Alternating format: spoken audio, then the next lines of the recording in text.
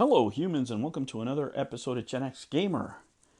Oh, the corporate raid of Intellivision. How we lost the Amico. It's a story of irony and power, let me tell you. It was 20 years ago that Interplay was going through the same things. Back in January of 2004, 20 years ago plus, it was the same story. These are cyclical things that happen in business. But I wanted to get to the story of how we lost the Intellivision Amico, right? And going through what happened before and maybe just entertain you with just different set of ideas. You know, the easier videos to make are the ones where I sit here and I could just name call somebody in the company and just say, you know, they were this, they were that, they were the other. And, you know, there's many people at fault here, of course, but some things were set in motion a long time ago. And let me tell you this. In the world of video games, history really has a way of repeating itself. The purpose of these videos is to give you a different perspective and for you to think about something different, right? To entertain you with different thoughts, because you're going to get a bunch of videos made about the same thing. I see them, you know, we all see them. But I want to give you something different, right? The interesting things that I find when it comes to the business side of it. And what happened here in television, as I've told you before, really is just a corporate raid. It's the same thing that's going on in Red Lobster right now, where you have businesses that are split up because they're worth more in pieces than they are as a whole. And the company eventually is just put out to pasture and bankrupt. In the case of Interplay, all that time ago, the state actually closed them. That's how bad it got. But let's talk about here of this phenomenon that always occurs, you know, which is exemplified by Intellivision right now. Television that was once synonymous, right, with the golden age of video games. Now, after all these debacles, the brand has been tarnished, and we hope that it gets back to where it was for those of us who are true Intellivision fans. But this particular chapter of the story started unfolding with the ousting of Tommy Tallarico. He didn't step down. He did not step down. They politely asked him to leave because he had taken on too many losses. He made too many mistakes, and the percentages were not there for the board, for the investors to take that kind of hit on this type of investment. It's too volatile, right? And then you put in a figure who is Phil Adam, who is notorious for dismantling companies and selling off their assets. That's where it really began. Now, when talking about Tommy, you know, he was a well-known figure in the industry. This is why this project got a lot of buzz. He took the helm of Intellivision with grand visions, right? He always had grand visions about everything. And really under his leadership, Intellivision aimed to revive something in the video game market, supposedly that wasn't there, right? It was a console that was supposed to be designed to capture nostalgia, but then it turned into something else. They wanted to appeal to a more modern audience. They wanted it to be bigger than what they started off and their initial descriptions of what they wanted to be, right?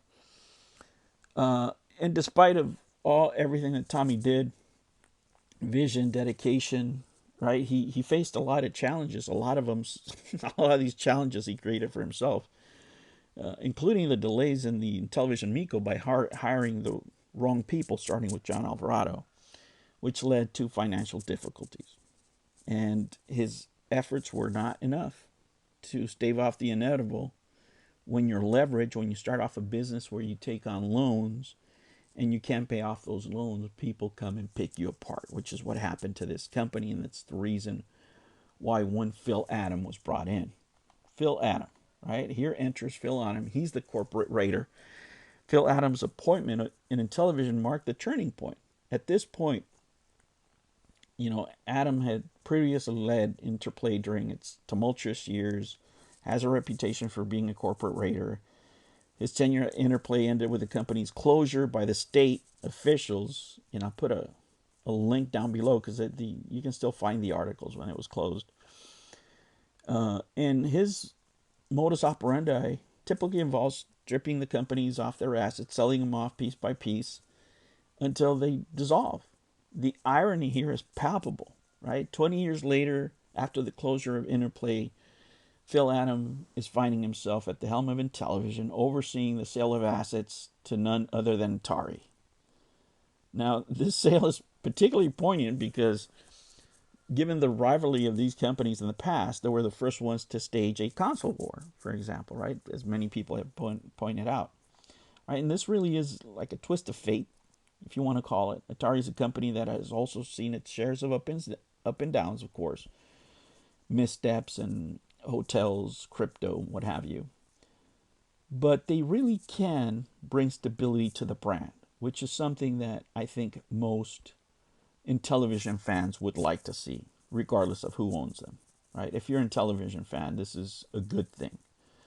Not so much if you're a Tommy Tallarico fan or if you're just an Amico fan, right? But if you're a true Intellivision fan, this is something that ultimately is good.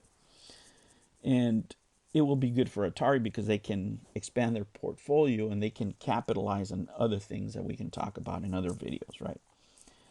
One thing that I wanted to point out is a lot of people are, blaming Tallarico for a lot of this stuff, and he's got plenty of things to be criticized for here. But I'll talk to you in a business sense, and I'll try to put this in layman's terms for you so as many people can understand. Right? Despite his significant contribution specifically to investments in television, right now Tallarico is powerless to stop the sale of any of the company's assets. He only owns, 28% around there. I can't remember the exact figure. But Tallarico, he lacks the controlling interest required to influence any major corporate decisions, right? In layman's terms, the dynamics within this corporation are such that the majority of shareholders and the board of directors hold the cards of decision making. Without a controlling share, there isn't anything he can do. Even if he didn't want to make money, even if he didn't want to sell, they're going to make him sell.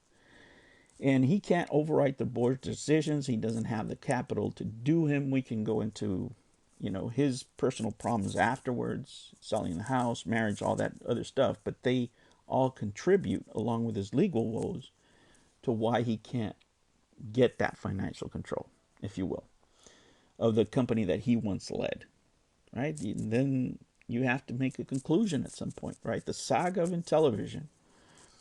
This raid is a shining example of what happens in the nature of gaming through all these companies. It always happens, and it will continue to happen.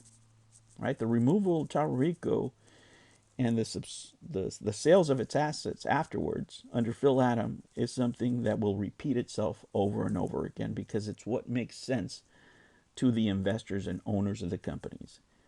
And this is what a lot of these investors do. They'll go into companies knowing that they have something that they can sell that is worth more than their investment.